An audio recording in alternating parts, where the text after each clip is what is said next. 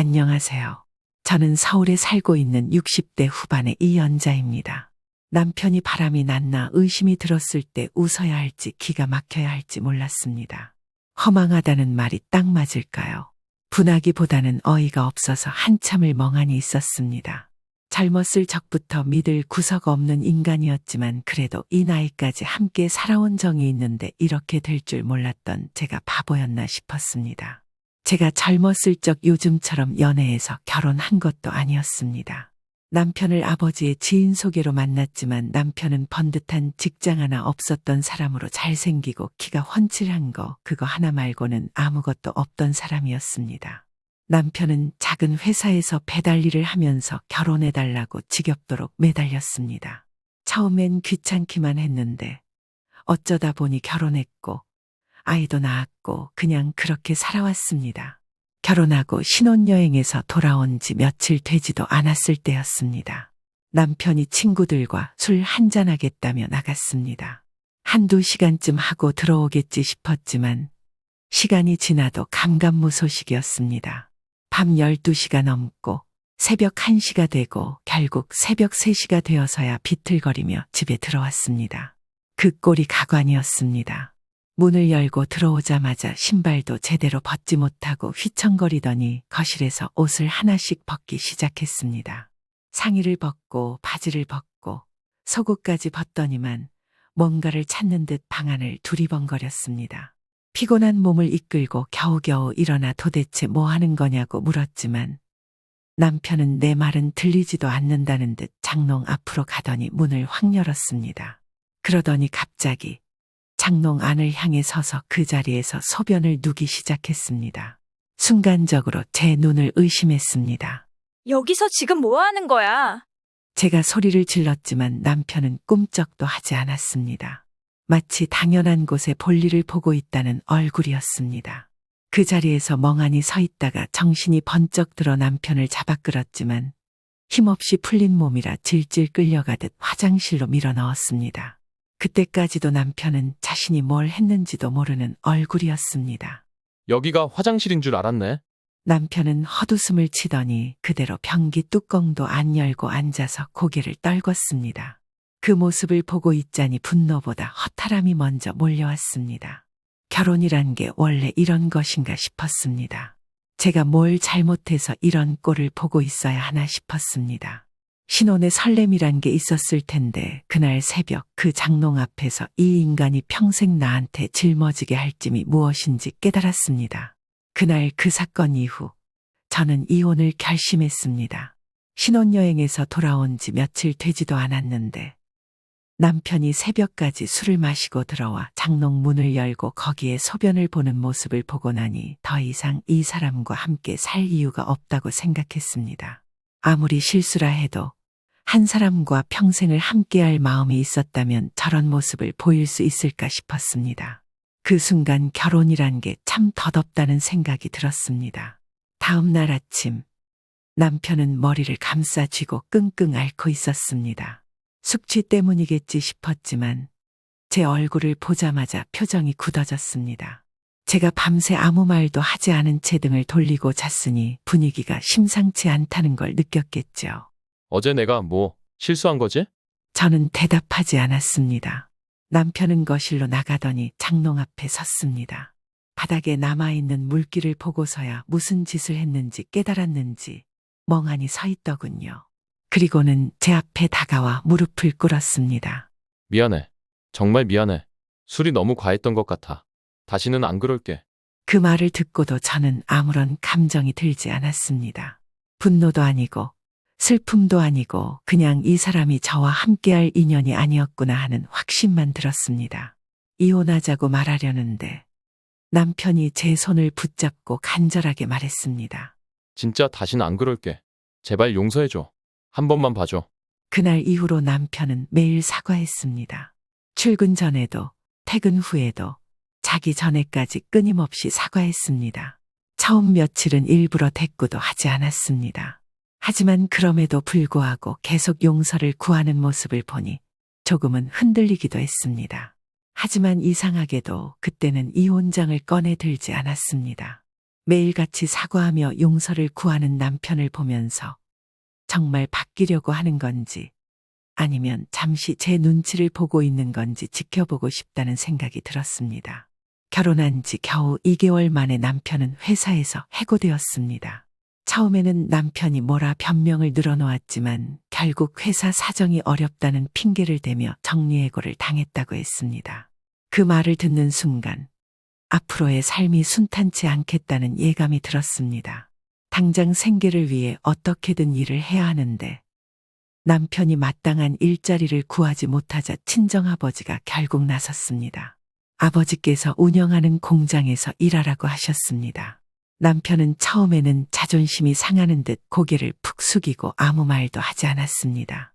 하지만 오래 버틸 형편이 아니었습니다. 제가 설득하고 아버지가 직접 권유하시자 마지못해 공장으로 출근하기 시작했습니다. 아버지 공장에서 남편이 맡은 일은 단순한 작업이었습니다. 공장 직원들과 함께 자재를 나르고 정리하고 때로는 기계를 점검하는 일까지 했습니다. 처음에는 어색해하더니만 하루 이틀 지나면서 점점 익숙해지는 듯 했습니다. 그래도 직장이 있다는 안도감 때문인지 저는 그나마 다행이라고 생각했습니다. 그렇게 시간은 흘렀습니다. 남편은 친정아버지 공장에서 일하면서도 퇴근하면 바로 집으로 오는 법이 없었고 저는 그런 남편을 붙잡고 살아야 하나 고민하면서도 결국은 살아냈습니다. 세월이 흐르고 자식도 낳고 그렇게 하루하루 버티다 보니 어느새 몇십 년이 지나 있었습니다. 이제 남편은 80대를 바라보는 나이가 되었습니다. 몸도 예전 같지 않고 걸음도 느려지고 힘도 붙이기 시작했습니다. 그래도 변하지 않는 게 있었습니다. 남편은 여전히 늦게 들어왔습니다. 친구들을 만나느라, 시장통에서 사람들과 이야기하느라, 혹은 그냥 혼자 시간을 보내느라 밤늦게서야 집에 들어왔습니다. 얼마 전에도 그랬습니다. 한밤중이 되어서야 집으로 들어왔습니다. 순간 수십 년 동안 쌓인 감정이 터져나왔습니다. 아직도 이렇게 늦게 들어와? 나이가 몇인데 아주 젊네, 젊어. 비꼬듯 한마디 던졌습니다. 사실 화를 내려고 한 것도 아니었습니다. 그냥 너무 답답해서 나온 말이었습니다. 그런데 남편은 제 말을 듣고 갑자기 표정을 굳히더니 아무 말도 없이 방으로 들어가더군요. 그리고 다음 날 남편은 집을 나갔습니다. 처음에는 바람 쐬러 나간 줄 알았습니다. 하루가 지나고 이틀이 지나고 이제 3일째가 되도록 연락이 닿지 않았습니다. 전화도 받지 않고 어디에 있는지 감감무소식이었습니다. 젊었을 때부터 나가서 돌아다니는 게 습관이었으니 이번에도 그러려니 해야 하나 싶다가도 이제는 나이도 많고 몸도 약한데 혹시 어디서 쓰러진 건 아닌지 걱정이 되기 시작했습니다. 걱정이 시작되는 와중에 전화가 울렸습니다. 모르는 번호였습니다. 순간 혹시 남편한테 무슨 일이 생긴 건 아닌가 싶어 급히 전화를 받았습니다. 제네시스 차주 되시죠? 순간 머릿속이 멍해졌습니다. 남편이 끌고 나간 차였습니다. 전화를 건 남자는 덤덤한 목소리로 말했습니다. 차 좀 빼주셔야겠는데요. 골목길을 막아놔서 트럭이 못 나갑니다. 순간 심장이 덜컥 내려앉았습니다. 남편이 어디에 있는지는 모르겠지만 적어도 차는 있다는 뜻이었습니다. 거기가 어디죠? 전화를 건 남자는 대수롭지 않게 동네 이름을 말했는데 처음 들어보는 곳이었습니다. 서둘러 주소를 받아 적고 택시를 잡아 타고 그곳으로 향했습니다. 차를 찾아 도착하자 좁은 골목길 한복판에 제네시스가 덩그러니 서 있었습니다. 차 앞에는 화가 단단히 난 트럭 기사가 서 있었습니다. 아니, 골목에 이렇게 차를 대놓고 가면 어떡합니까? 몇 번이나 연락했는데 전화도 안 받으시고. 트럭 기사의 얼굴은 잔뜩 굳어 있었습니다. 저는 급히 차를 살펴보며 남편이 혹시 근처에 있지는 않을까 두리번거렸지만 어디에도 보이지 않았습니다. 죄송합니다. 제가 차를 바로 빼겠습니다. 트럭 기사는 여전히 불만이 가득한 얼굴이었지만 더 이상 뭐라고 하지 않고 트럭으로 돌아갔습니다. 저는 얼른 차에 올라타 시동을 걸었습니다. 운전석에 앉아 핸들을 잡고 나서야 숨이 가빠졌습니다. 남편이 마지막으로 차를 세운 곳이 이곳이라면 지금 어디 있을까? 설마 근처 어디에 쓰러져 있는 건 아닐까? 아니면 정말로 이 동네에서 새 살림이라도 차리려는 걸까? 차를 빼면서도 머릿속은 온갖 생각으로 가득 찼습니다. 남편은 대체 어디로 사라진 걸까? 트럭 기사의 짜증 섞인 한숨을 뒤로하고 차를 주변 사설 주차장에 주차했습니다. 시동을 끄고 가만히 앉아 있자니 가슴이 답답했습니다. 뭐라도 해야 할 것 같아 처음 주차되어 있던 골목길로 돌아갔습니다. 주변을 둘러보니 모텔들이 빼곡히 늘어서 있었습니다. 간판들이 형형색색으로 번쩍였고 그 아래로 한두 명씩 모텔을 드나드는 사람들이 보였습니다.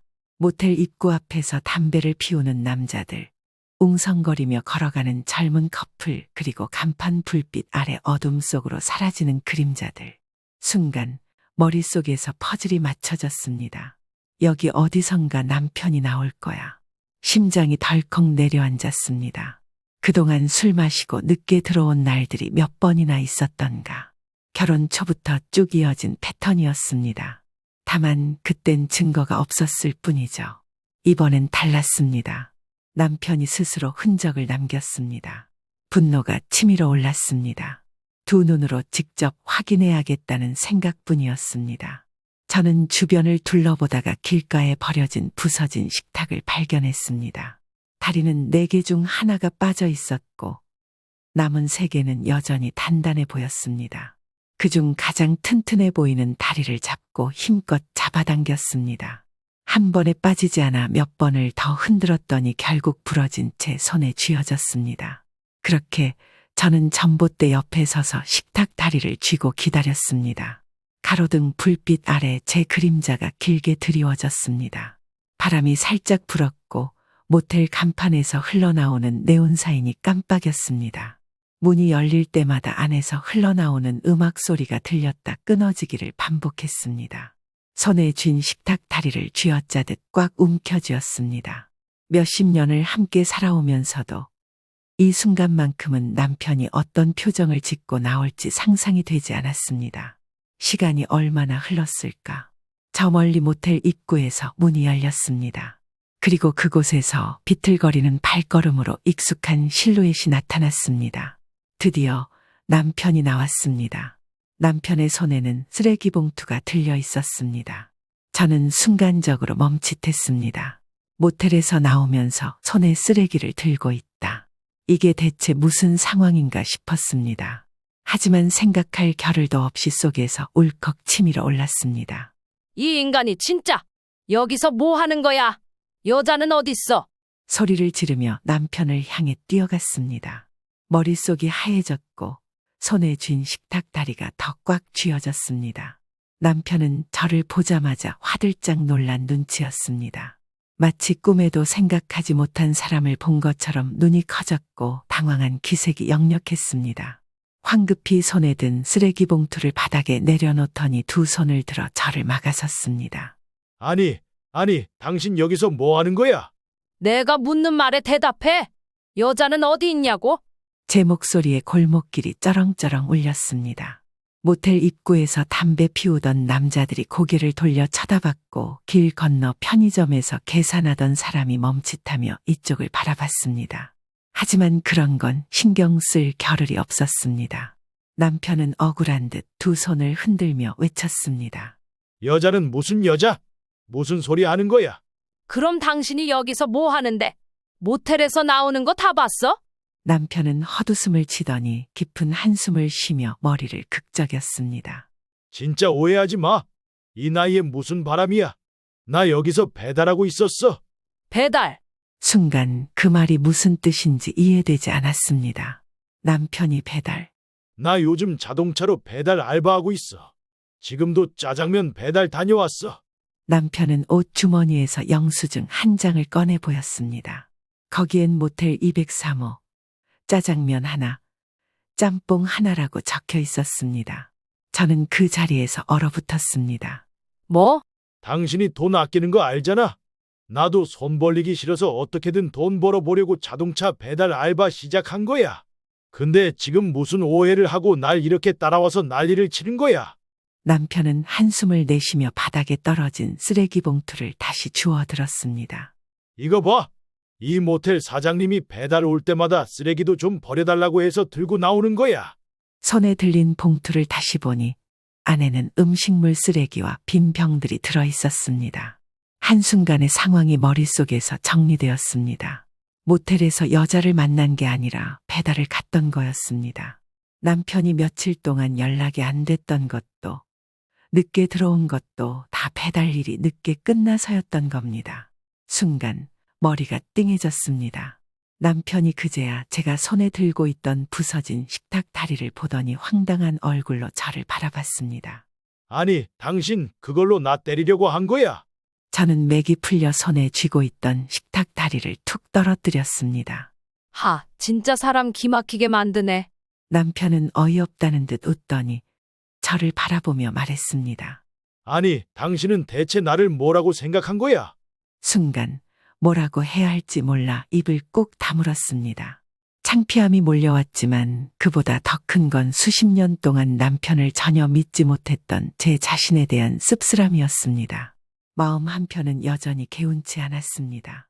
그래, 배달 일을 하는 건 알겠는데 그동안 연락도 없이 며칠씩 늦게 들어온 이유가 정말 그것뿐이었을까? 남편의 차에 도착하자 저는 조수석 문을 열고 타려다 문득 뒷좌석에 놓인 배달 박스를 발견했습니다. 아까 차를 옮길 때는 보이지 않던 치킨 박스가 뒷자리에 놓여 있었습니다. 익숙한 치킨 브랜드 로고가 선명하게 보였고 그 아래엔 영수증이 붙어 있었습니다. 모텔 502호. 순간 가슴이 덜컥 내려앉았습니다. 남편은 시동을 걸다가 제가 그걸 발견한 걸 눈치채고는 곧바로 봉투를 집어들었습니다. 아, 이거 아직 배달 하나 더 남았어. 이것만 갖다 주고 올게. 그 말을 끝으로 남편은 조수석에 놓인 치킨을 들고 빠른 걸음으로 뛰어갔습니다. 점점 멀어지는 남편의 뒷모습을 바라보며 저는 입술을 꼭 깨물었습니다. 집으로 돌아오니 이미 시간은 늦어 있었습니다. 온몸이 축 처졌지만 저녁도 못 먹은 채 싸우고 뛰어다녔더니 배가 고팠습니다. 남편은 아무렇지도 않다는 얼굴로 부엌으로 가더니 냄비를 뒤적였습니다. 뭐라도 데워 먹자. 저도 별말 없이 냉장고에서 반찬을 꺼내 상을 차렸습니다. 남편은 배달 알바로 힘들었는지 허겁지겁 국을 떠먹기 시작했습니다. 저도 따라 숟가락을 들었지만 머릿속이 복잡해 제대로 넘어가지 않았습니다. 식사 중 남편이 한숨을 쉬며 조심스레 입을 열었습니다. 장인어른이 물려주신 공장 말이야, 요즘 많이 어려워. 순간 숟가락을 멈췄습니다. 어렵다고? 남편은 고개를 끄덕였습니다. 작년부터 계속 적자야. 거래처들도 주문을 줄이고 인건비랑 유지비가 계속 오르는데 어쩔 도리가 없더라. 대출이라도 받아보려고 했는데 신용도도 애매하고 은행에서 안 빌려주더라고. 이 말을 듣는 순간 오늘 있었던 일들이 다시 머릿속에서 스쳐 지나갔습니다. 연락 없이 며칠씩 늦게 들어오고 모텔에서 나온 모습, 조수석에 놓여있던 치킨 배달, 그리고 그걸 변명하듯 했던 남편의 말. 그래서 내일 모레면 80인데 배달을 시작한 거야? 남편은 고개를 끄덕이며 밥을 한 숟가락 떠넣었습니다. 어떻게든 돈을 좀 벌어보려고 했어. 당장 공장에 투입할 돈이 없으니까. 그럼 나한테 말을 하지 그랬어? 남편은 잠시 멈칫하더니 피식 웃었습니다. 그럼 당신이 찬성했겠어? 나이 먹고 밤늦게까지 배달 뛰는 거 알면 무조건 반대했을 거잖아. 그 말을 듣고는 더 이상 아무 말도 할 수 없었습니다. 남편 말대로였으니까. 남편은 다시 밥을 뜨다가 조심스레 덧붙였습니다. 나도 자존심이 있어서 어떻게든 내 힘으로 해보고 싶었어. 당신한테 손 벌리고 싶지 않았고. 그 말에 가슴 한쪽이 묘하게 저려왔습니다. 수십 년을 같이 살면서도 남편이 이런 고민을 하고 있었다는 걸 전혀 눈치채지 못했다는 게 서글펐습니다. 밥을 먹으며 남편을 바라보았습니다. 수십 년을 함께 살아왔지만 오늘처럼 남편이 낯설게 느껴진 적도 없었습니다. 배달을 뛰면서까지 공장을 살려보려고 했다는 말에 그동안의 오해와 서운함이 천천히 녹아내리는 듯했습니다. 남편은 별말 없이 묵묵히 밥을 먹고 있었습니다. 평생 봐온 모습이지만 오늘따라 왠지 달라 보였습니다. 세월이 흘러 많이 아위었고 얼굴엔 깊게 패인 주름이 가득했습니다. 젊었을 땐 철없는 남편이라고만 생각했는데 이제 보니 누구보다도 치열하게 버티며 살아온 사람이었습니다. 저는 조용히 자리에서 일어나 방으로 들어갔습니다. 그리고 서랍 깊숙이 넣어둔 통장을 꺼냈습니다. 그동안 남편 몰래 모아둔 돈이었습니다. 혹시라도 나중을 대비해 쓰려고 했던 돈이었지만 지금이야말로 써야 할 때라는 생각이 들었습니다. 그리고 저는 아무 말 없이 남편 앞에 통장을 하나 슥 내밀었습니다. 남편은 의아한 표정으로 통장을 받아들었습니다. 이게 뭐야? 공장에 얼마나 필요한지 모르겠지만 보태서 해봐. 남편은 통장을 들여다보더니 놀란 얼굴로 저를 바라보았습니다. 당신 이걸 다 모아둔 거야? 살다 보면 이런 날도 있을 줄 알고 조금씩 모아뒀지. 난 돈 버는 재주는 없어도 모아두는 건 할 줄 알잖아. 남편은 아무 말 없이 한동안 통장을 쳐다보다가 갑자기 눈가를 훔쳤습니다. 그러더니 얼굴을 돌린 채 낮은 목소리로 말했습니다. 고맙다. 그 한마디에 마음 한구석이 뭉클해졌습니다. 나한테 고맙단 말 할 시간 있으면 제대로 해. 더 이상 술 마시고 늦게 들어오지 말고 배달 같은 거 하지 말고 당신이 잘할 수 있는 걸로 다시 해봐. 남편은 고개를 끄덕였습니다. 그래, 이번엔 정말 제대로 해볼게. 더 이상 당신 속 썩이지 않게. 그렇게 우리는 다시 밥을 먹었습니다. 별다를 것 없는 저녁 식사였지만 오늘따라 따뜻했습니다. 며칠 후 남편은 공장을 다시 일으키기 위해 동분서주하기 시작했습니다. 거래처를 다시 찾고 새롭게 운영 방안을 고민하는 모습이 이전과는 달라 보였습니다. 젊은 시절에는 억지로 끌려가듯 일하던 곳이었지만 이제는 자신이 이끌어야 할 터전이 되어 있었습니다. 처음부터 쉬운 길은 아니었습니다. 직원들은 오랜 시간 공장이 흔들리는 모습을 봐왔기 때문에 기대 반, 걱정 반의 눈빛을 보내고 있었습니다. 남편은 그런 직원들을 한 명씩 불러 함께 머리를 맞댔습니다. 공장을 다시 살리려면 우리가 먼저 변해야 합니다. 예전처럼 돌아갈 수 있도록 방법을 찾아봅시다. 남편은 거래처 확보를 위해 하루에도 몇 번씩 밖으로 나갔습니다. 거래처 사장님들을 직접 만나러 다니며 예전보다 더 적극적으로 협상을 시도했습니다. 몇 번이나 거절당했지만 그는 포기하지 않았습니다. 어느 날 남편은 공장 직원들을 불러 회의를 열었습니다. 우리가 다른 곳과 차별화될 수 있는 게 뭐가 있을까? 한동안 조용하던 회의실에서 한 직원이 조심스럽게 입을 열었습니다. 요즘 다른 곳에서는 자동화 시스템을 많이 도입하더라고요. 우리가 기존 방식만 고집할 게 아니라 일부 공정을 자동화하면 효율이 더 좋아질 수도 있습니다. 남편은 그 말을 듣고 한참 동안 생각에 잠겼습니다. 결국 그는 큰 결심을 했습니다. 자동화 기계를 일부 도입하는 대신 직원들에게 더 전문적인 기술을 익히게 하는 방향으로 공장을 운영하기로 했습니다. 작은 변화였지만 시간이 지나면서 점점 효과가 나타나기 시작했습니다. 그리고 몇 달 후 드디어 첫 번째 성과가 나타났습니다. 오랫동안 끊겼던 거래처 중 하나에서 다시 계약을 맺자는 연락이 온 것입니다. 그날 남편은 오랜만에 저녁을 먹으며 환하게 웃었습니다. 이제 조금씩 자리 잡아가는 것 같아. 저는 말없이 남편의 얼굴을 바라보았습니다. 몇십 년 전 젊은 시절에 철없던 남편이 떠올랐습니다. 그리고 지금 자신의 일에 몰두하며 책임감을 가지고 공장을 운영하는 남편의 모습이 보였습니다. 그리고 저는 여전히 남편의 옆에서 묵묵히 그를 지켜보았습니다. 젊었을 땐 철없는 남편이라 원망도 많았지만 결국 평생을 함께한 사람은 이 사람이었습니다. 서로에게 상처도 줬지만 함께 버텨온 세월이 있었습니다. 어느 날 저녁 남편이 따뜻한 차를 제 앞에 내밀며 말했습니다. 당신 덕분에 다시 해볼 용기가 생겼어. 그 말을 듣고 저는 피식 웃으며 차를 한 모금 마셨습니다. 나도 당신 덕분에 안 심심하게 살았어.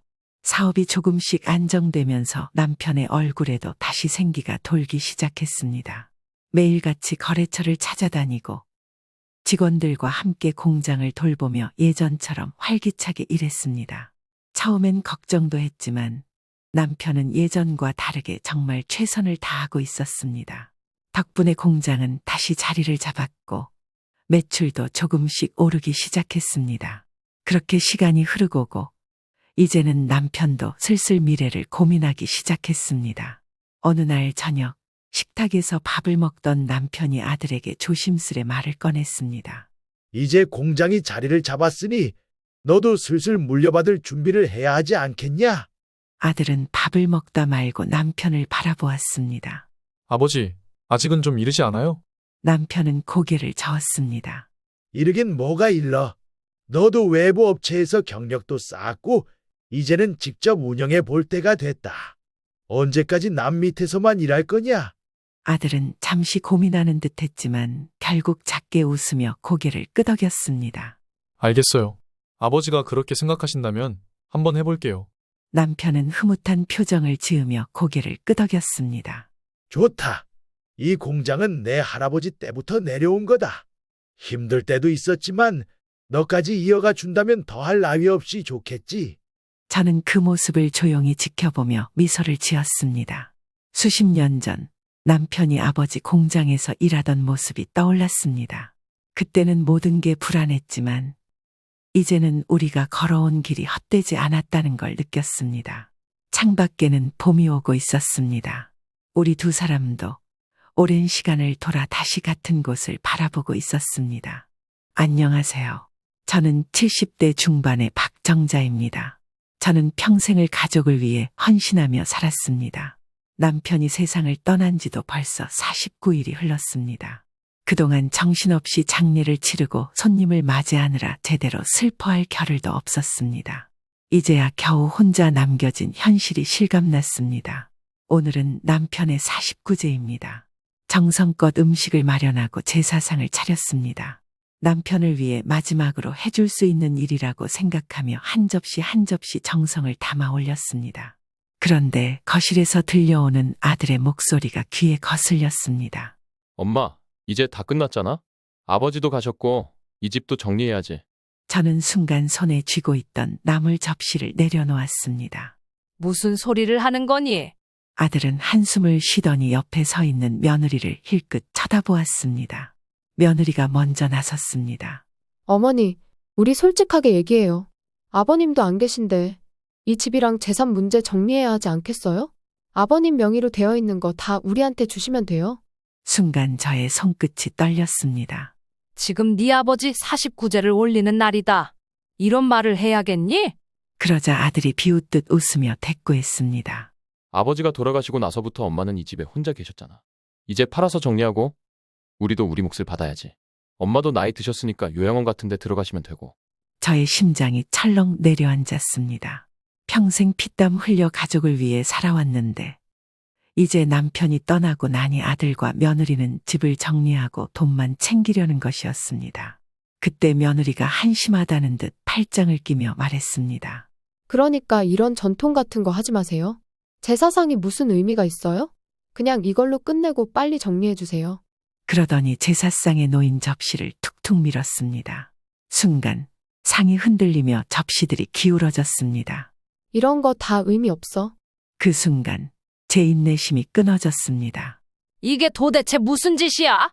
아들과 며느리는 가볍게 웃어넘기며 오버하지 말라는 듯 대수롭지 않게 반응했습니다. 저는 벌떡 일어나 아들을 바라보았습니다. 너는 지금 네 아버지를 2번 죽이는 거다. 네가 감히 이 집을 정리한다고? 네 아버지가 너를 어떻게 키웠는데 네가 어떻게 이런 말을 할 수가 있니? 아들은 코웃음을 쳤습니다. 그렇게 감성적으로 굴지 마세요. 우리도 먹고 살아야 하잖아요. 아버지가 돌아가셨으면 재산은 당연히 우리가 가져야지. 엄마는 혼자 살기도 힘들잖아. 아들의 말이 끝남과 동시에 아들은 상을 발로 툭 밀었습니다. 순간 제사상이 완전히 엎어졌습니다. 떡, 나물, 생선, 술잔이 바닥에 쏟아지며 접시가 깨졌습니다. 거실은 순식간에 엉망이 되었습니다. 저의 머릿속이 하얘졌습니다. 남편을 위해 차린 마지막 상이 짓밟힌 것이었습니다. 저는 두 손을 떨며 아들과 며느리를 노려보았습니다. 남편이 살아있을 때부터 아들은 늘 돈을 요구하며 찾아왔습니다. 사업을 한다며 투자할 곳이 있다며 때로는 집을 사야 한다며 여러 가지 핑계를 댔습니다. 남편과 저는 속이 상하면서도 자식이기에 차마 내칠 수 없어 손을 내밀어 주었습니다. 남편은 몸이 아파 누워 있으면서도 아들이 찾아올 때마다 통장을 열어 도와주었고 저는 그런 남편을 보며 가슴이 무너졌습니다. 그러던 어느 날 아들은 우리에게 유산을 미리 정리하자고 요구했습니다. 아버지도 연세가 많으시고 미리 정리하는 게 깔끔해요. 나중에 문제될 일 없이 저한테 주시면 됩니다. 남편과 저는 얼굴을 마주보며 아무 말도 할 수 없었습니다. 남편은 침대에 기댄 채 한숨을 쉬었고 저는 그런 남편을 대신해 어렵게 입을 열었습니다. 그런 말은 네 아버지가 살아계실 때 할 말이 아니다. 아버지가 얼마나 너를 위해 살아오셨는데 이렇게까지 말해야 하니? 하지만 아들은 개의치 않았습니다. 다들 이렇게 정리해요. 그래야 나중에 법적 분쟁도 없고 어머니도 편할 거예요. 그날 남편은 한참 동안 아무 말도 하지 않다가 손을 내저으며 등을 돌렸습니다. 아들은 못마땅한 표정으로 자리를 떠났고 저는 그런 남편을 보며 눈물을 삼켜야 했습니다. 시간이 흐르고 이제 남편이 떠난 자리에서 저는 남편의 49제를 준비하고 있었습니다. 남편을 위해 마지막으로 해줄 수 있는 일이라고 생각하며 한 접시 한 접시 정성을 담아 상을 차렸습니다. 하지만 그날 또다시 아들과 며느리가 찾아와 참을 수 없는 일을 저질렀습니다. 이제 아버지도 가셨으니 정리해야죠. 엄마도 이 집에서 혼자 계실 게 아니라 요양원이라도 들어가시면 좋을 텐데. 아들은 당연하다는 듯한 얼굴이었고 며느리는 옆에서 거들었습니다. 그렇죠. 어머니도 편해지고 우리도 미리 정리하면 서로 편할 거예요. 제사 같은 것도 이제 안 하셨으면 해요. 요즘 누가 그런 걸 하나요? 너는 지금 네 아버지를 2번 죽이는 거다. 네가 감히 이 집을 정리한다고? 네 아버지가 너를 어떻게 키웠는데 네가 어떻게 이런 말을 할 수가 있니? 우리도 먹고 살아야 하잖아요. 아버지가 돌아가셨으면 재산은 당연히 우리가 가져야지. 엄마는 혼자 살기도 힘들잖아. 그러더니 아들이 제사상을 향해 발을 뻗어 상을 밀어버렸습니다. 떡과 전이 바닥으로 떨어졌고 며느리는 그런 모습을 보고 키득거리며 웃었습니다. 그 순간 저는 더 이상 참을 수 없다고 결심했습니다. 이게 도대체 무슨 짓이야? 너는 아버지가 살아계실 때도 돈을 요구하며 왔다. 그래도 그땐 내가 참았다. 하지만 이 자리에서만큼은 절대 참을 수 없다. 내가 감히 네 아버지의 마지막 상을 짓밟아? 아들은 어이없다는 듯 웃으며 대꾸했습니다. 엄마, 그런 거 다 필요 없어요. 현실적으로 생각하셔야죠. 이 집도 그렇고 아버지가 남긴 재산도 정리해야 할 때예요. 그 말에 저는 손을 부르르 떨며 단호하게 말했습니다. 당장 이 집에서 나가. 너 같은 자식은 필요 없다. 네가 원하는 재산? 단 한 푼도 줄 생각 없다. 며느리가 아들의 팔을 붙잡으며 조용히 속삭였습니다. 이럴 바엔 그냥 법적으로 해결하죠. 어머니가 저렇게 나오시면 우리도 가만히 있을 필요 없잖아요. 아들은 비웃으며 말했습니다. 그래, 좋아. 그럼 법대로 해. 결국 우리 목 챙길 테니까 엄마도 각오하세요. 그렇게 말하고는 며느리와 함께 문을 박차고 나갔습니다. 거실은 엎어진 제사상과 바닥에 나뒹구는 음식들로 엉망이 되어 있었습니다. 저는 한참을 바라보다가 천천히 주저앉았습니다. 이제라도 저희 목소리를 내야 했습니다. 저는 더 이상 참지 않을 것입니다. 저는 엎어진 상을 하나씩 정리하며 다짐했습니다. 그러던 며칠 후 아들과 며느리가 다시 집을 찾아왔습니다. 엄마, 이제 정리 좀 하시죠. 아들은 아무렇지도 않은 얼굴로 문을 열고 들어오더니 서류 한 장을 꺼내 들었습니다. 이거 사인만 하면 돼요. 변호사님이 다 알아서 해주실 거니까 그냥 간단하게 끝내자고요. 며느리도 옆에서 고개를 끄덕였습니다. 맞아요, 어머니. 번거롭게 하지 말고 그냥 사인하시죠. 어차피 나중에 다 저희한테 올 건데 절차만 복잡해지는 거잖아요. 저는 그 서류를 내려다보았습니다. 이게 뭐냐? 아버지 재산 정리하는 서류죠. 엄마가 소유하고 계신 것도 다 포함해서 정리하는 거예요. 며느리가 아들의 팔을 툭툭 치며 거들었습니다. 여보, 그렇게 말하면 서운하시죠? 어머니, 저희도 그냥 편하게 살고 싶어서 그래요. 어차피 재산 다 나눠야 하잖아요. 미리 정리하는 게 서로 편하니까 그런 거예요. 저는 차가운 눈빛으로 둘을 바라보며 천천히 입을 열었습니다. 너희가 사람이냐? 아들과 며느리는 순간 당황한 듯 말이 없었습니다.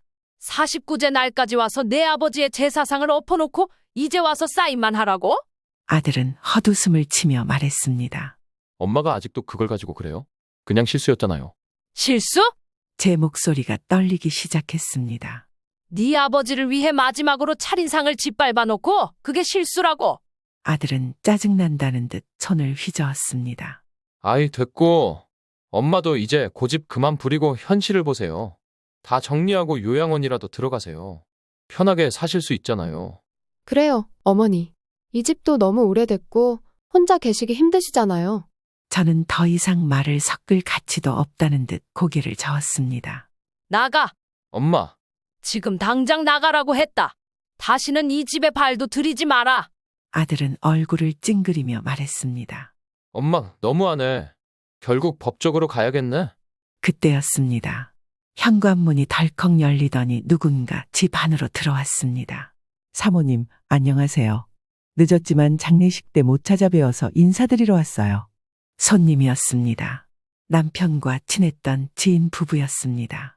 부부의 두 손에 작은 과일 바구니와 쇼핑백을 들고 들어오며 환하게 웃었습니다. 그 순간 아들과 며느리는 눈치를 보기 시작했습니다.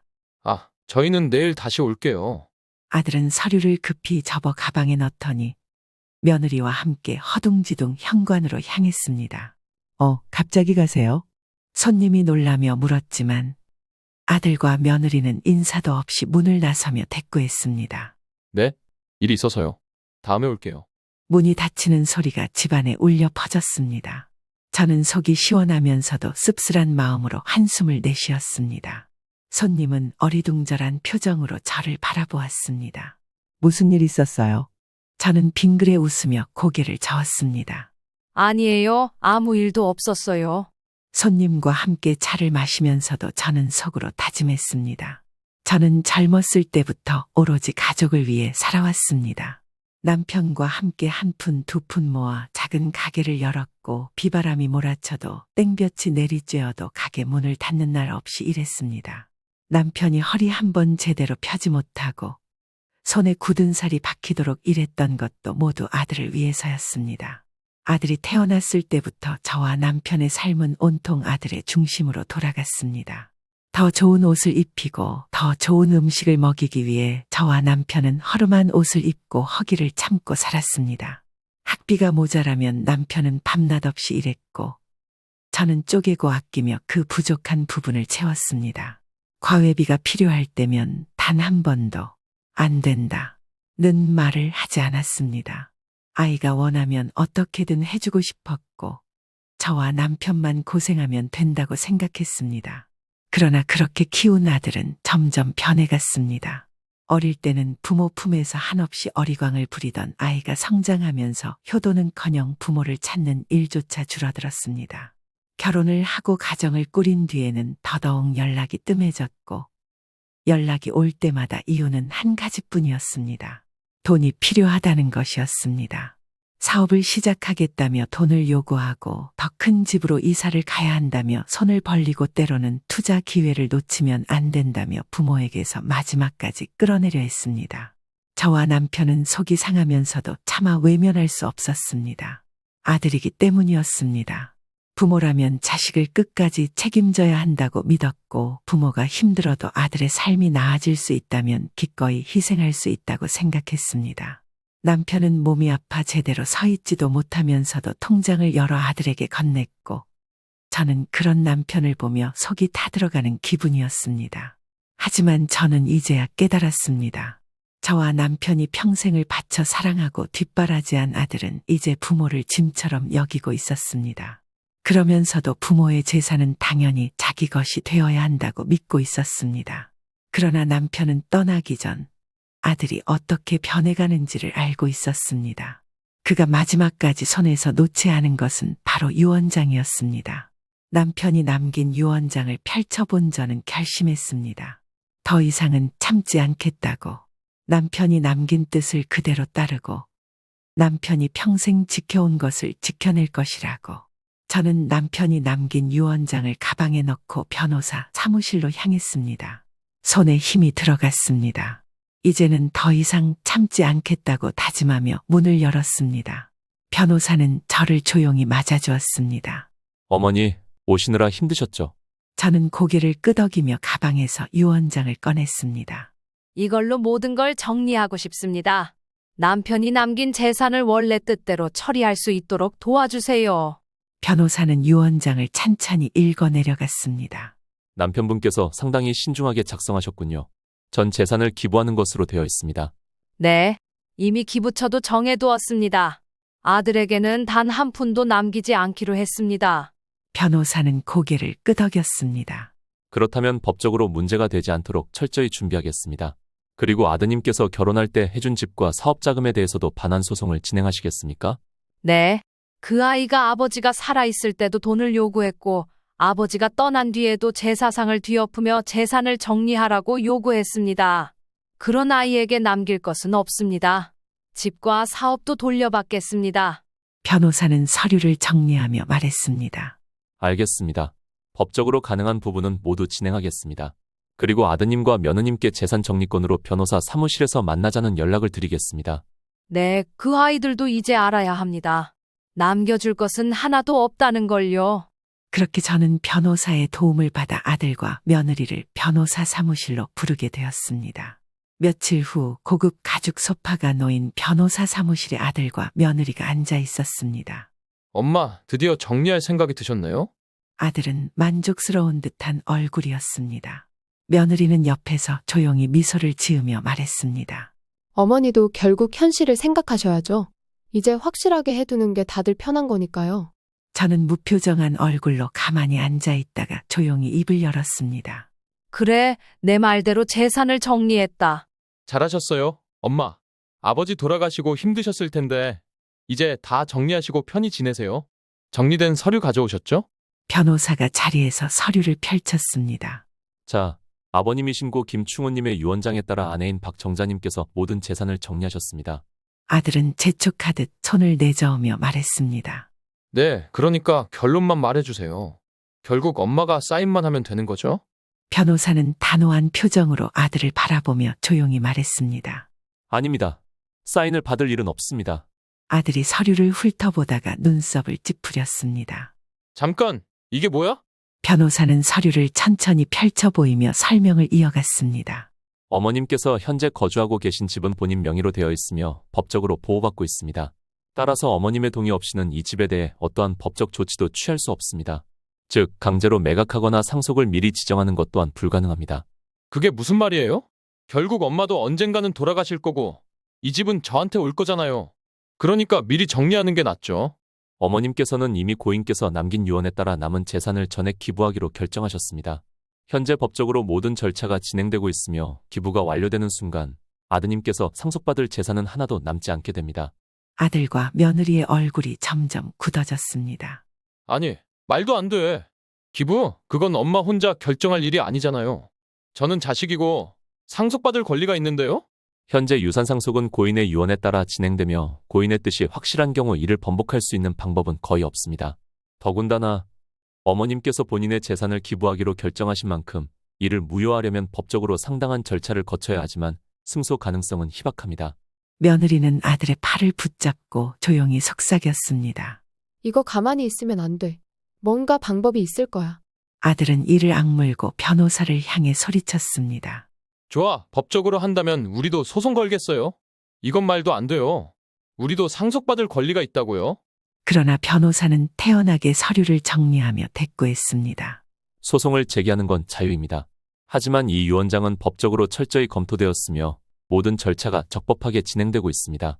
소송을 걸더라도 패소할 가능성이 높으며 패소 시 법적 비용이 추가로 발생할 수 있습니다.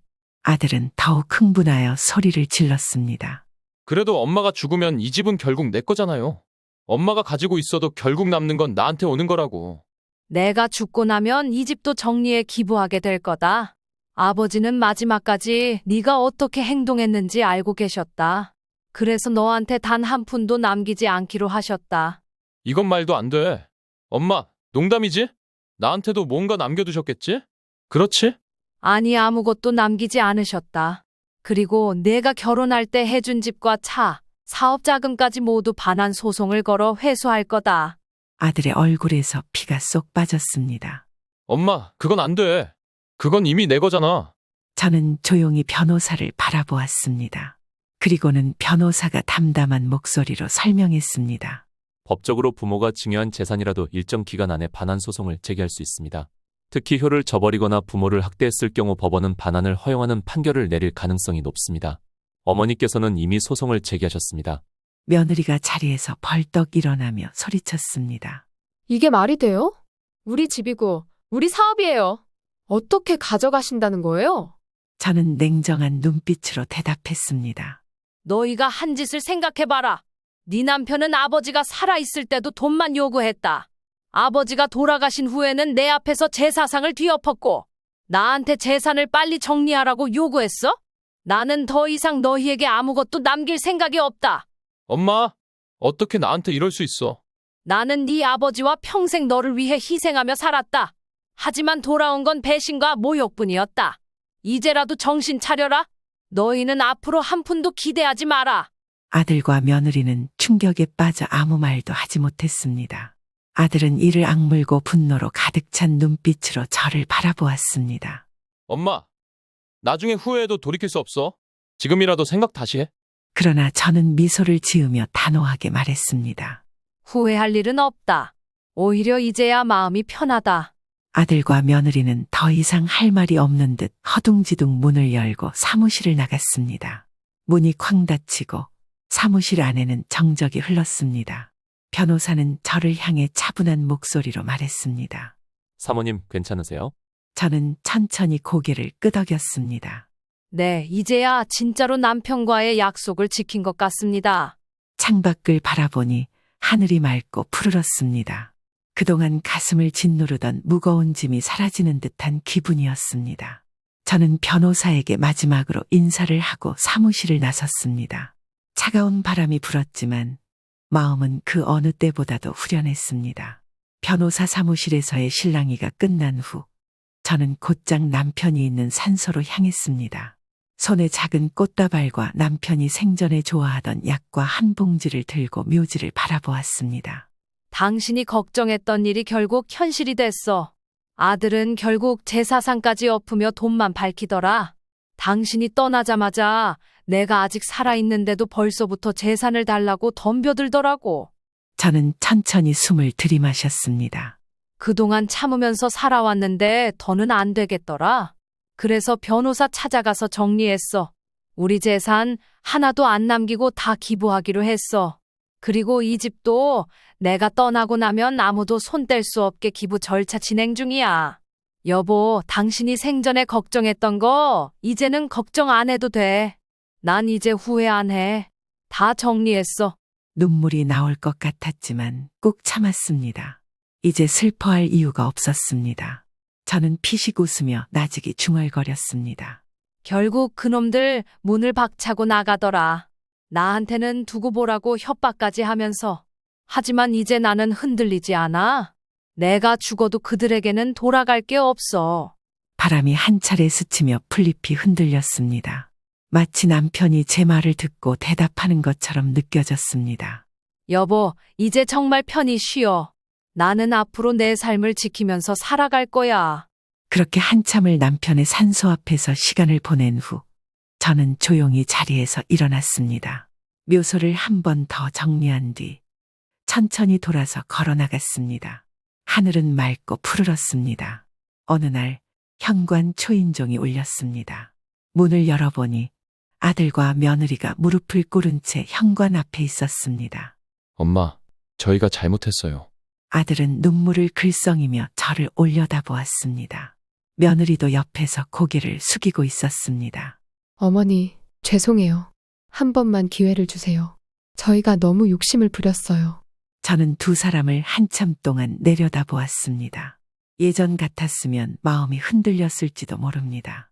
하지만 이제는 아니었습니다. 이제 와서 무슨 소용이냐? 내 아버지가 살아계실 때도 내가 그렇게 돈을 요구할 때 나는 참고 또 참았다. 그래도 내가 내 자식이니까 혹시나 하는 마음에 기다려줬지. 그런데 내 아버지가 떠난 지 얼마나 됐다고 49제도 끝나기 전에 제사상을 얻고 내 재산을 빼앗으려고 했냐? 엄마, 그땐 제가 너무 철이 없었어요. 정말 미안해요. 다시는 그런 짓 안 할게요. 어머니, 저희가 너무 욕심을 부렸어요. 제발 한 번만 용서해 주세요. 며느리도 흐느끼며 애원했습니다. 저는 차갑게 한숨을 내쉬었습니다. 내가 이미 말하지 않았냐? 너희한테 남겨줄 건 없다고. 아들은 울먹이는 목소리로 말했습니다. 엄마, 저희도 살 길이 막막해요. 제발 한 번만 도와주세요. 그래서 또 나한테 손 벌리러 온 거냐? 한 번만 더 찾아오면 경찰에 신고할 거다. 그리고 접근금지 신청도 할 거야. 제 목소리는 단호했고 눈빛은 흔들림이 없었습니다. 이제 와서 무릎 꿇고 빈다고 다 용서될 것 같아. 내가 내 앞에서 무릎 꿇을 게 아니라 내 아버지 산소에 가서 용서를 빌어야지. 이제 2번 다시 찾아오지 마라. 내 마지막 경고다. 저는 문을 힘껏 닫았습니다. 밖에서는 한동안 흐느끼는 소리가 들려왔지만 저는 결코 문을 다시 열지 않았습니다. 이제 더 이상 과거로 돌아가지 않겠다고 다짐했습니다. 남편이 떠난 뒤로 모든 것이 무너진 것만 같았지만 이제는 더 이상 과거에 묶여 살지 않기로 했습니다. 아들과 며느리에게 더 이상 휘둘릴 일도 없고 남편이 남긴 재산도 그들에게 빼앗기지 않도록 모두 정리했습니다. 이제는 저를 위해 살아야 할 때였습니다. 그날 이후 저는 오랫동안 손도 대지 않았던 취미들을 하나둘 다시 시작했습니다. 아침이면 햇살이 따뜻하게 드는 창가에 앉아 오랜만에 책을 펼쳤습니다. 젊었을 때 즐겨 읽던 소설들이었지만 한동안 마음에 여유가 없어 먼지만 쌓여 있었습니다.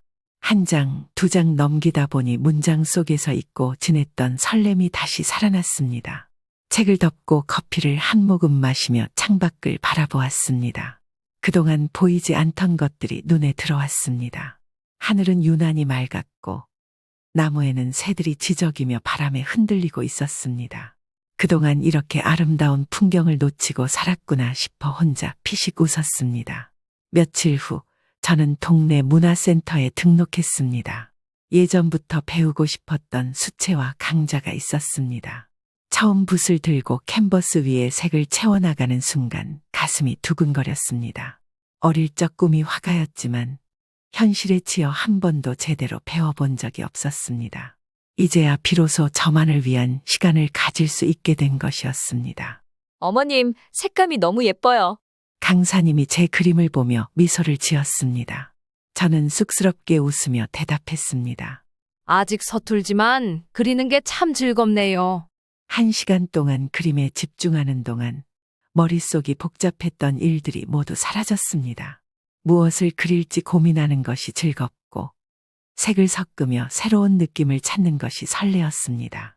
어느 날 문화센터 선생님이 제 그림을 보더니 말했습니다. 어머님, 이제 꽤 실력이 좋으신데요? 이 그림들 그냥 집에 두지 마시고 어디 전시라도 해보시는 건 어때요? 저는 멋쩍게 웃으며 손을 내저었습니다. 아이, 무슨 전시까지요? 아직 한참 부족한데요. 그런데 뜻밖에도 선생님께서 제안하셨습니다. 마트 같은 곳에서 종종 지역 주민들이 그린 그림을 전시하기도 해요. 어머님 그림이 너무 따뜻하고 부드러워서 사람들이 보면 참 좋아할 것 같은데요? 저는 선생님의 말에 망설이다가 결국 몇 개의 작품을 골라 마트 담당자에게 보여주었습니다. 뜻밖에도 담당자는 제 그림을 유심히 살펴보더니 흔쾌히 승낙했습니다. 이거 정말 예쁘네요. 특히 이 풍경화랑 꽃 그림이 너무 따뜻해 보여요. 마트 곳곳에 걸어두면 손님들도 기분 좋아하실 것 같아요. 그렇게 제 그림들이 마트 곳곳에 걸리게 되었습니다. 입구를 지나면 보이는 코너에는 노을이 지는 바닷가 그림이 걸렸고 과일 코너 한쪽에는 싱그러운 초록빛 나무가 있는 풍경화가 자리 잡았습니다. 채소 코너 근처에는 제가 특히 좋아하는 분홍빛 벚꽃이 흐드러지게 핀 그림이 걸려 있었습니다. 저는 장을 보러 온 척하며 천천히 마트를 둘러보았습니다. 어떤 아이가 엄마 손을 잡고 제 그림 앞에서 발을 멈추고 있었습니다. 엄마, 이거 너무 예뻐. 우리 집에도 이런 그림 있었으면 좋겠다. 엄마는 아이의 머리를 쓰다듬으며 웃었습니다. 그러게 참 따뜻한 그림이네. 그 말을 듣고 저는 가만히 미소를 지었습니다. 내가 그린 그림이 누군가에게 따뜻한 기분을 전해주고 있다는 것이 실감났습니다. 이전의 삶에서는 늘 가족을 위해 살았지만 이제는 나를 위해 살고 있었습니다. 물감과 붓을 들면서 제 삶도 천천히 색을 찾아가고 있었습니다. 이제 저는 과거에 머무르지 않고 저만의 새로운 색으로 삶을 그려가고 있었습니다. 안녕하세요. 저는 70을 앞두고 있는 한정숙입니다. 이제야 아들의 결혼을 앞두고 설렘과 기대에 부풀어 있었습니다. 아들은 성형외과 의사로 일하며 이제 자리도 잡았고 나름 든든한 배경을 가지고 살아왔습니다. 그런데 몇 달 전 제 아들이 사랑하는 여자가 있다고 조심스레 말했을 때 저는 그날 밤 잠을 설칠 정도로 설레었습니다. 이제 드디어 우리 집에도 며느리가 들어오고 손자, 손녀가 태어나 북적이는 가정을 꾸릴 수 있겠구나 싶었습니다. 며느리감은 유치원 교사라고 했습니다. 처음에는 조금 의아했습니다. 보통 의사는 의사나 변호사 같은 전문직을 만나는 경우가 많다던데 유치원 교사라니. 하지만 아이들을 좋아하고 다정한 성품을 가졌을 거라는 기대감에 저는 먼저 마음을 열기로 했습니다. 무엇보다 아들이 좋다면 저도 좋아해야지 싶었습니다. 처음 만난 자리에서 그녀는 해맑게 웃으며 저를 대했습니다. 그리고 가장 기뻤던 건 그녀가 아이를 많이 낳고 싶다고 말했을 때였습니다. 저는 순간 가슴이 뭉클했습니다. 어머님, 저는 아이들을 너무 좋아해요. 제 꿈은 다둥이 엄마가 되는 거예요. 그녀의 그 말이 제 귀에 쏙 박혔습니다. 이 아이 참 마음에 든다 싶었습니다. 요즘 젊은 사람들은 하나만 낳아 기르기도 벅차다고 하는데 이렇게 아이를 많이 낳고 싶어 한다니 우리 집안에 꼭 맞는 며느리라는 생각이 들었습니다. 사실 저는 늘 손주, 손녀들이 뛰어노는 집을 꿈꿔왔습니다. 우리 집이 그렇게 조용했던 건 아니지만 그래도 단출하게 지내온 세월이 길다 보니 왠지 아쉬움이 남아 있었습니다. 결혼하고 나면 명절 때마다 온 가족이 모여 시끌벅적하게 밥을 먹고 손주들이 제 무릎에 달려와 할머니 하고 안길 그날을 그려보곤 했습니다. 그런데 이제 그 꿈이 현실이 될 수 있겠구나 싶어 마음이 들떴습니다. 그래서 더 정성껏 예물을 준비해주고 싶었습니다. 이 아이가 우리 집에 들어와 행복하게 지낼 수 있도록 저도 아들만큼이나 신경을 쓰고 싶었습니다. 제가 며느리를 얻는 것이지 않습니까? 마침내 예물을 맞추러 함께 나선 날, 저는 아들의 손을 꼭 잡고 속삭였습니다. 내가 잘 만나서 엄마는 정말 기쁘다. 아들은 쑥스러운 듯 웃었고 예비 며느리는 싱긋 미소를 보였습니다. 그러나 저는 그날 제가 생각지도 못했던 모습을 마주하고 말았습니다. 그리고 그 순간 저는 결심했습니다. 이 결혼은 안 된다고. 그날은 예물 반지를 사주기 위해 예비 며느리와 백화점에서 만나기로 했습니다. 아들은 오전 근무를 마치고 오후에 볼일을 본 후 저희와 합류할 예정이었고 저는 예비 며느리와 먼저 만나 반지를 고르기로 했습니다. 처음 만났을 때 예비 며느리는 참 다정하고 예쁜 인상을 남겼습니다. 상견례 자리에서 조용하고 단아한 모습이었고 대화할 때도 한 발짝 물러서며 공손하게 말하는 태도가 마음에 들었습니다. 백화점 입구에 먼저 도착해 기다리고 있는데 멀리서 예비 며느리가 걸어오는 모습이 보였습니다. 그런데 순간 저는 눈을 의심했습니다. 상견례 때 봤던 단정한 원피스 차림의 그녀가 아니었습니다. 짧은 미니스커트에 몸에 딱 붙는 상에 큼직한 귀걸이와 손목을 덮는 반짝이는 팔찌까지 머리도 한껏 풍성하게 웨이브를 넣고 짙은 화장을 한 모습이었습니다. 예비 며느리는 활짝 웃으며 손을 흔들었습니다. 어머님, 오래 기다리셨어요? 저는 조금 당황했지만 웃으며 고개를 저었습니다. 아니야, 나도 방금 왔어. 그녀는 제 옆으로 와서 팔짱을 끼려다 말고 슬쩍 손을 내렸습니다. 그러면서 어색하게 웃으며 말했습니다. 어머님, 그런데 한 가지 부탁드려도 될까요? 응? 무슨 부탁? 그게요, 저를 아가라고 부르지 마시고 그냥 제 이름으로 불러주시면 안 될까요? 저는 순간 당황했습니다. 우리 집에서는 예비 며느리를 아가라고 부르는 게 자연스러운 일이었습니다. 결혼을 앞둔 며느리에게 아가라고 부르는 것은 애정을 담아 가족으로 받아들이는 의미이기도 했습니다. 하지만 그녀의 표정은 진지했습니다. 이름으로? 네. 요즘은 다 그렇게 하잖아요. 솔직히 아가라고 부르면 제가 너무 어려 보이기도 하고요. 그냥 친근하게 이름 불러주시면 좋을 것 같아요. 저는 입술을 살짝 깨물며 그녀를 바라보았습니다. 짙은 립스틱이 선명한 그녀의 입술, 반짝이는 액세서리, 그리고 당당한 태도. 상견례 때 보였던 수줍음 많고 공손한 모습은 어디 갔을까 싶었습니다. 그래, 알겠어. 어색하게 웃으며 대답했지만 속으로는 왠지 모르게 복잡한 기분이 들었습니다. 단순한 호칭 문제일 뿐인데 왠지 그녀와 저 사이에 얇은 벽이 생긴 듯한 느낌이었습니다. 우리 반지부터 보러 갈까? 네, 가요. 예비 며느리는 밝게 웃으며 앞장서 걸어갔습니다. 그녀를 따라가면서도 저는 생각이 많아졌습니다. 이 결혼 정말 괜찮을까?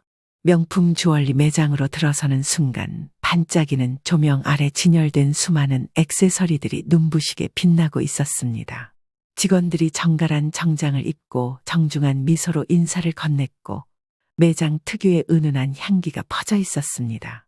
예비 며느리는 매장에 들어서자마자 신이 난 듯 눈을 반짝이며 진열장을 훑었습니다. 그러더니 가장 중앙에 위치한 한눈에도 값비싸 보이는 반지 코너로 성큼성큼 걸어갔습니다. 어머, 이거 너무 예쁘다. 그녀는 유리장 너머를 가리키며 직원에게 손짓했습니다. 직원은 능숙한 손놀림으로 반지를 꺼내 벨벳 트레이 위에 조심스럽게 올려놓았습니다. 저는 반지를 보며 속으로 생각했습니다. 설마 이런 걸 고르려는 건 아니겠지. 예비 며느리는 반지를 손가락에 끼워보며 활짝 웃었습니다. 와, 사이즈도 딱 맞아요. 정말 우아하지 않아요? 어머님, 저는 가까이 다가가 반지를 살펴보았습니다. 확실히 정교한 세공이 돋보였고 빛을 받으니 은은하게 반짝이는 것이 아름다웠습니다. 하지만 다이아몬드도 아닌데 너무 과한 디자인 같았습니다. 예쁘긴 한데 가격은 얼마나 하나? 제가 조심스레 묻자 직원이 능숙한 미소를 지으며 부드러운 목소리로 답했습니다. 이 반지는 800만 원입니다. 순간 저는 귀를 의심했습니다. 얼마라고요? 800만 원입니다. 순간 심장이 철렁 내려앉았습니다. 반지 하나가 800만 원이라니. 다이아몬드도 아닌데. 저는 순간적으로 말문이 막혔지만 예비 며느리는 아무렇지도 않은 듯 반지를 끼워보고는 또 다른 진열장으로 발길을 옮겼습니다. 어머님, 목걸이도 같이 보면 어떨까요? 반지만 하면 좀 허전할 것 같은데.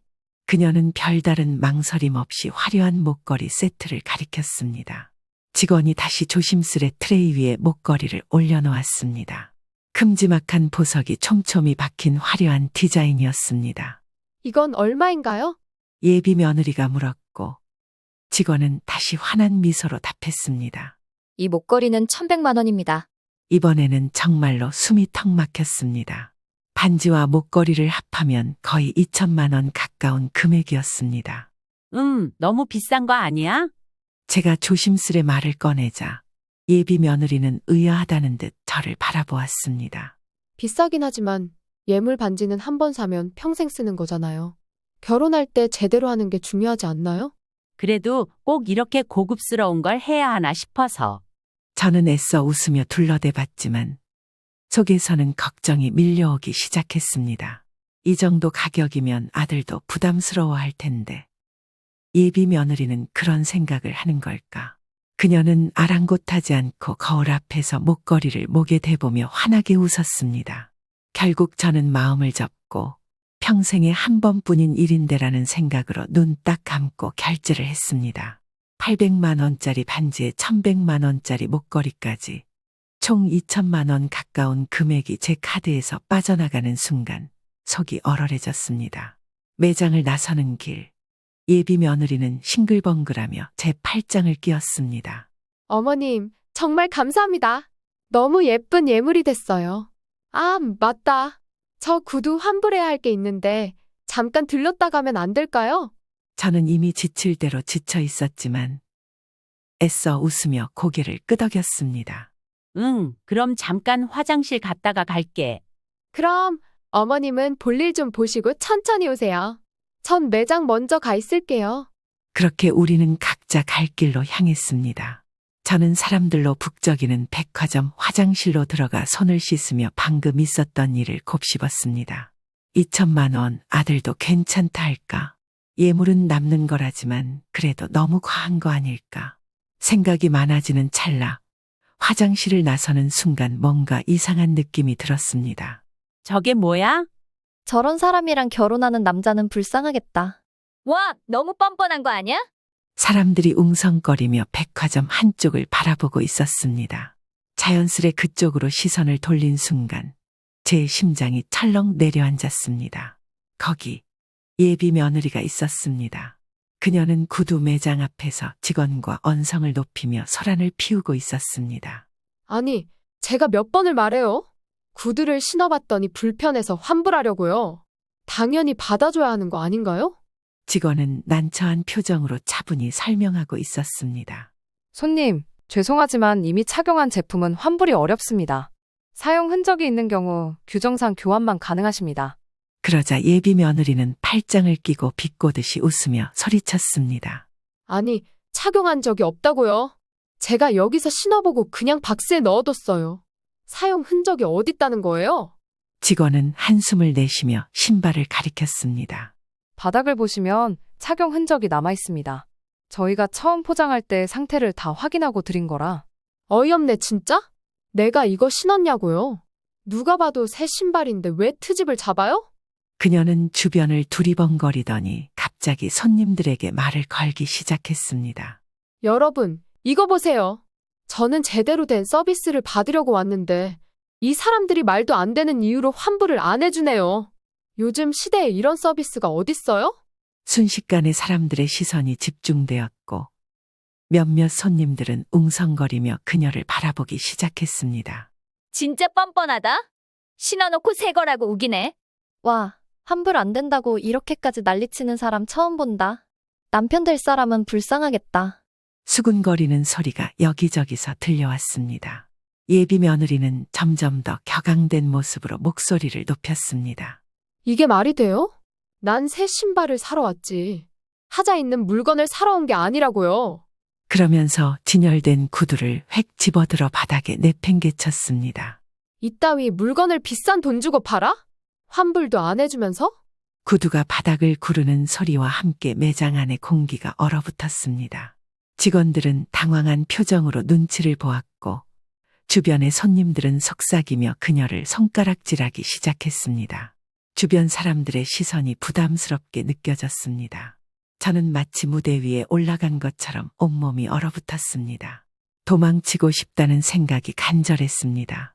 그 순간 어디선가 익숙한 목소리가 들려왔습니다. 엄마? 고개를 돌리니 아들이 서 있었습니다.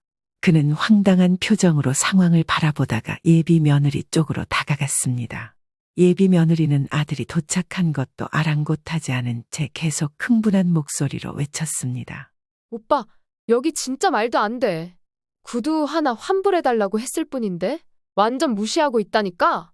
아들은 한숨을 내쉬며 그녀를 진정시키려 했습니다. 그만해. 이렇게까지 할 필요 없어. 우리 그냥 나가자. 하지만 그녀는 쉽게 멈추지 않았습니다. 왜? 난 잘못한 게 없는데. 정당하게 환불 요구하는 건데? 내가 왜 나가야 해? 그러면서 여전히 격한 몸짓을 하며 직원들을 향해 손짓했습니다. 이 사람들 태도 봤어?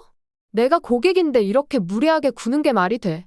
아들은 더욱 난처한 표정을 지으며 그녀의 팔을 잡았습니다. 제발 그만해. 사람들이 다 보고 있어. 그 순간 백화점 보안 요원 2명이 매장 안으로 들어왔습니다. 무슨 일입니까? 직원 1명이 다급하게 보안 요원들에게 설명했습니다. 이 손님께서 환불이 어려운 제품을 강제로 환불하려 하시고 진열된 제품까지 내던지면서 소란을 피우고 계십니다. 보안 요원들은 굳은 얼굴로 예비 며느리를 바라보았습니다. 손님, 진정하시고 매장 밖으로 나가주시겠습니까? 예비 며느리는 그제야 상황이 심각해진 것을 깨달은 듯했지만 여전히 억울하다는 표정을 지었습니다. 뭐야, 나한테 이러는 거야? 내가 피해자인데? 아들은 그녀를 다시 한 번 말렸습니다. 제발 보는 눈도 많고 더 큰 문제 되기 전에 그냥 나가자. 주변에서는 여전히 수군거리는 소리가 들렸습니다. 아들의 끈질긴 설득 끝에 우리는 결국 매장을 빠져나왔습니다. 보안 요원들의 날카로운 시선, 주변 사람들의 웅성거림, 백화점 직원들의 곤혹스러운 표정을 뒤로하고 걸어 나오는 동안 저는 말 한마디 하지 않았습니다. 아들도 무거운 한숨만 내쉬며 무표정한 얼굴로 앞장서 걸었습니다. 그런데 불과 몇 분 전까지만 해도 흥분해서 소리를 지르고 물건을 내팽개치던 예비 며느리는 언제 그랬냐는 듯이 환한 얼굴로 우리를 바라보며 가볍게 웃었습니다. 어머님, 우리 밥 먹으러 가요. 오빠도 배고프지? 저는 걸음을 멈췄습니다. 아들도 순간 발을 멈추고 그녀를 바라보았습니다. 그녀는 전혀 분위기를 읽지 못한 채 환하게 웃으며 팔짱을 끼려다 말고 저희의 굳은 표정을 보고 눈을 찡그렸습니다. 뭐야, 왜 다들 분위기가 이래? 다 끝났잖아. 이제 기분 풀고 맛있는 거 먹자. 저는 어이가 없어서 아무 말도 하지 못했습니다. 아들은 깊은 한숨을 내쉬며 말했습니다. 아까 너 너무 심했던 거 알아? 그제야 예비 며느리는 살짝 눈썹을 찌푸리더니 가라앉은 분위기를 눈치챈 듯했습니다. 설마 아까 그 일 때문에 이러는 거야? 그녀는 순간 표정을 바꾸더니 짜증 섞인 목소리로 말했습니다.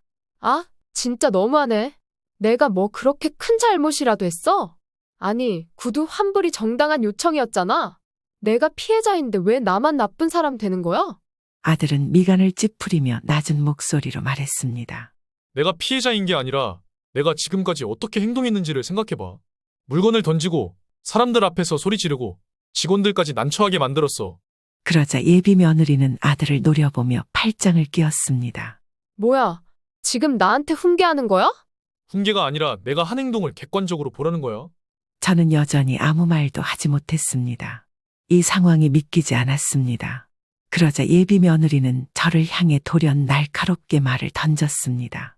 어머님도 아까부터 왜 그러세요? 저한테 할 말 있으시면 직접 하세요. 그녀의 날선 말투에 저는 순간 가슴이 덜컥 내려앉았습니다. 하지만 이제 더 이상 모른 척할 수 없었습니다. 저는 조용히 입을 열었습니다. 예비 며느리는 여전히 불만이 가득한 표정으로 저를 바라보았고 아들은 침묵한 채 곁에서 듣고 있었습니다. 저는 잠시 숨을 고르고 조용한 목소리로 이야기를 시작했습니다. 상견례 자리에서 있었던 일, 너는 모르겠지만 그 순간 아들도 고개를 들었습니다. 저는 천천히 그때를 떠올렸습니다. 저는 화장실에 들렀다가 나오면서 계산대 쪽을 지나게 되었습니다. 그런데 거기서 낯익은 뒷모습이 보였습니다.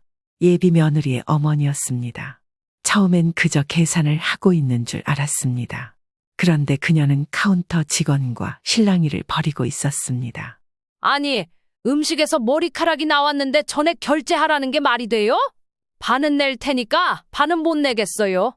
저는 순간 당황해서 걸음을 멈추었습니다.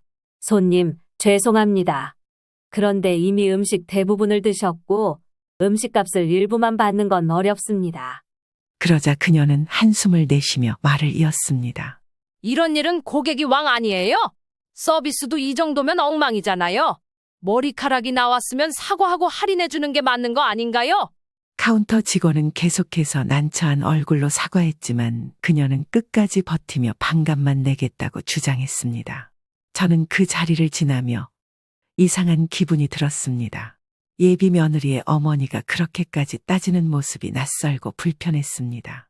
가족이 함께하는 자리에서 체면을 지키기보다 음식값을 깎으려고 저렇게까지 하는 모습이라니요. 저는 그때 느꼈던 불편한 기분을 다시 떠올리며 예비 며느리를 바라보았습니다. 내가 몰랐을 수도 있겠지만 나는 그날 그런 모습을 봤어. 그리고 오늘 내 모습을 보니 그때 본 모습과 겹쳐 보이네? 예비 며느리는 눈썹을 찌푸리며 입을 열었습니다. 그게 무슨 상관이에요? 우리 엄마가 음식점에서 머리카락이 나와서 클레임을 건 게 그렇게 잘못된 일이에요. 저는 가만히 고개를 저었습니다. 단순히 클레임을 걸었다는 게 아니라 그 태도가 문제라는 거야. 상대방을 배려하기보다 자기 이익을 챙기는 데만 급급한 모습이 너무 비슷해서. 아들은 말없이 우리 대화를 듣고 있었지만 그의 얼굴이 점점 굳어지는 게 보였습니다. 그때 아들이 조용히 입을 열었습니다. 엄마 말이 맞아요. 예비 며느리는 당황한 듯 아들을 바라보았습니다. 오빠까지 왜 그래? 아들은 한숨을 내쉬며 무언가 결심한 듯한 얼굴을 하고 말을 이어갔습니다. 너랑 연애하면서도 가끔 이해가 안 되는 부분이 있었어. 그런데 그냥 내 성격이 그런 거겠지 하고 넘겼는데 그는 천천히 말을 이었습니다. 우리 데이트할 때 밥을 먹고 나면 꼭 뭔가 트집을 잡고 음식이 짜다, 고기가 퍽퍽하다, 분위기가 별로다. 그러면서 꼭 할인받으려 하거나 서비스 요구하고 예비 며느리는 당황한 듯 입을 다물었습니다. 그때는 그냥 내가 꼼꼼한 거라고 생각했어. 하지만 오늘 내가 백화점에서 한 행동을 보니까 엄마가 말한 모습이랑 다를 게 없더라고. 내가 원하는 대로 되지 않으면 감정을 주체 못하고 터뜨리는 모습. 그는 깊은 한숨을 내쉬며 고개를 저었습니다. 솔직히 이 결혼 안 하는 게 맞겠다는 생각이 드네. 순간 공기가 무겁게 가라앉았습니다. 예비 며느리는 믿기지 않는다는 듯이 눈을 크게 떴습니다. 오빠, 지금 장난이지? 아니, 진지해. 아들은 단호하게 그녀를 바라보았습니다. 결혼은 같이 살아가는 거야. 그런데 내가 원하는 대로 되지 않으면 감정을 주체하지 못하고 화를 내고 주변을 아랑곳하지 않는다면 우리 미래가 행복할 수 있을지 모르겠어. 예비 며느리는 잠시 아무 말도 하지 못하다가 다시금 분노가 치미는 듯한 표정을 지었습니다. 아, 진짜 어이없네. 엄마랑 둘이서 나한테 이러는 거야? 저는 더 이상 아무 말도 하지 않았습니다. 아들은 그녀를 바라보다가 마지막으로 깊은 한숨을 내쉬며 말했습니다. 미안하지만 다시 생각해 볼게. 이 결혼 정말 옳은 선택인지. 그 말을 끝으로 분위기는 얼어붙었습니다. 예비 며느리는 화를 참지 못하는 듯 입술을 깨물었지만 더 이상 말하지 않았습니다. 그 순간 저는 확신했습니다. 이 결혼은 안 된다고요. 얼마 뒤 아들은 예비 며느리 측에 파혼 의사를 전했습니다. 저녁 무렵 전화벨이 울렸습니다. 화면을 보니 예비 며느리의 어머니였습니다. 예상했던 일이었지만 막상 전화를 받으려니 마음이 무거웠습니다. 저는 깊은 한숨을 내쉬고 전화를 받았습니다. 여보세요. 수화기 너머에서 날 선 목소리가 쏟아졌습니다. 이게 도대체 무슨 일이에요?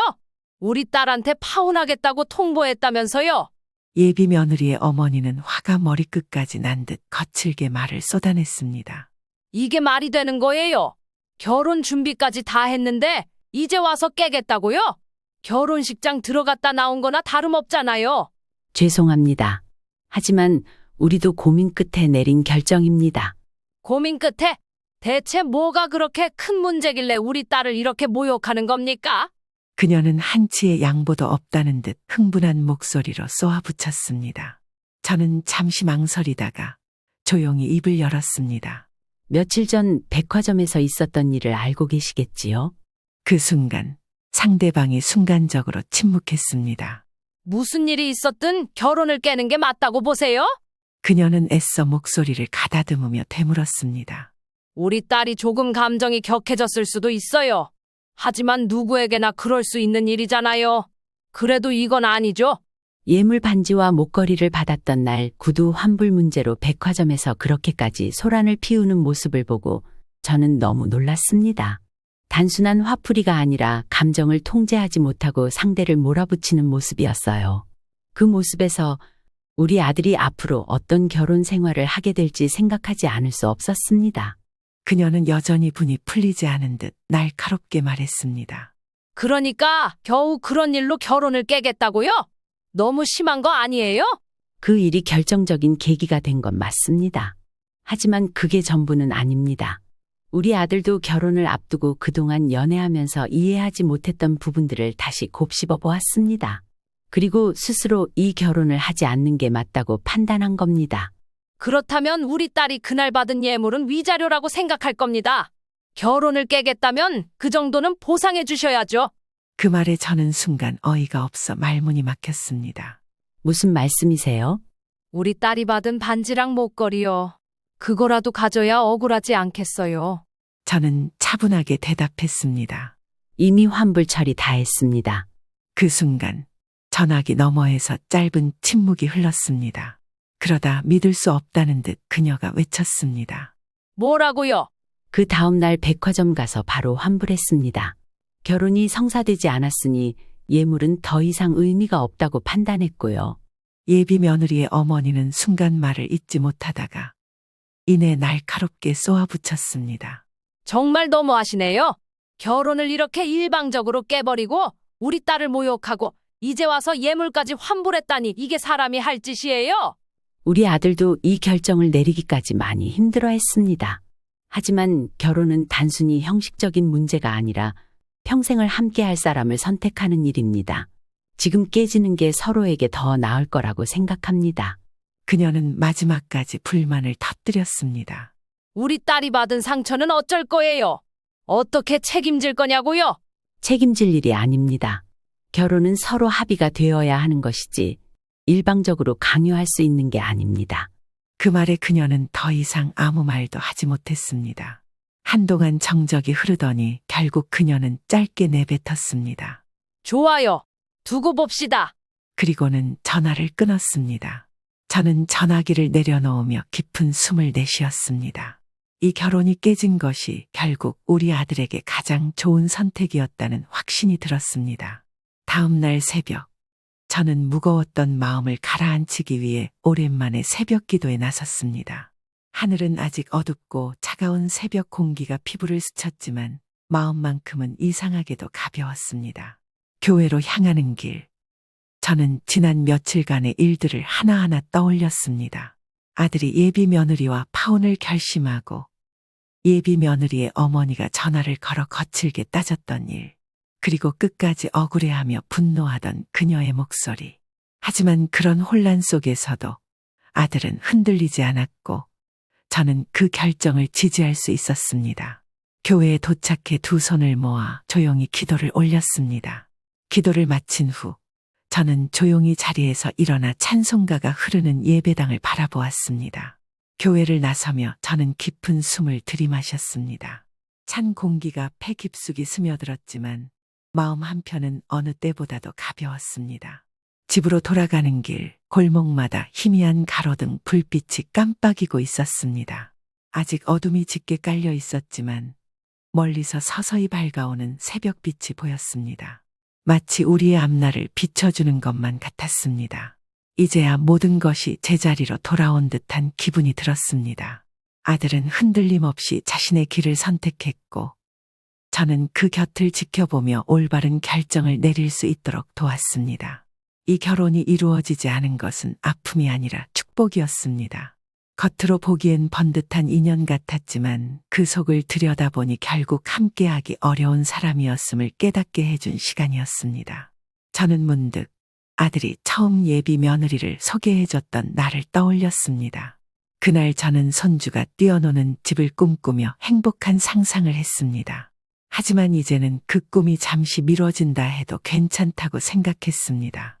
언젠가 아들에게 진정으로 어울리는 사람이 나타날 것이고 그때는 진심으로 축복해 줄 수 있을 테니까요.